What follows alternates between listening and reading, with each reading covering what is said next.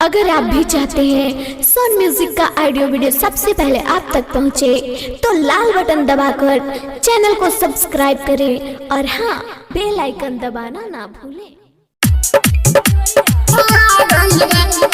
Music director टुनटुन बाबू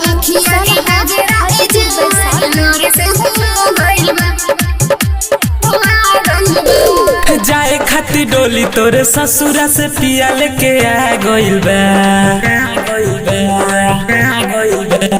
जाए खाती डोली तोरे ससुरा से पिया लेके आ गइल बा।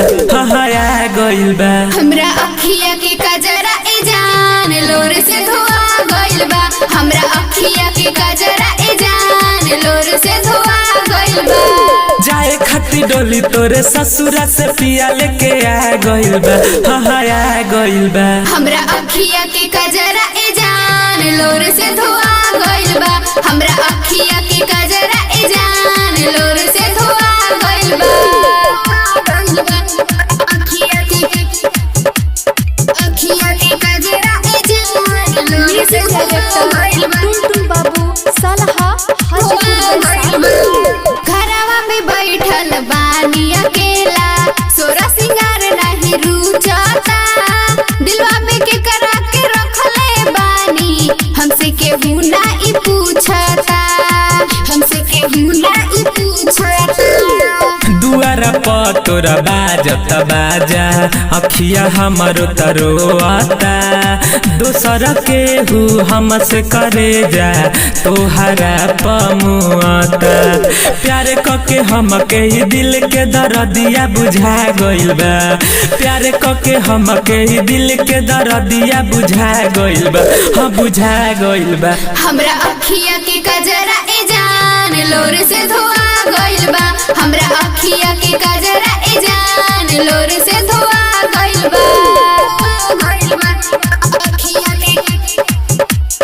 अखिया के कजरा ए जान लोर से धोआ गइल बा। टुनटुन बाबू सलहा दिलवा त तोह से टूटत बावे, बानी हम मजबूर हो। बाकी कबो जाइब न जान, नजरी से दूर हो। नजरी से दूर हो। दुखी बानी बहुते खूबे कैलू ऐसन काम हो। बन के रहबू पिया के अंगना के तू तो चांद हो। रब सन्नी पेशावा के जिंदगी में जहर घोरा गइल बा।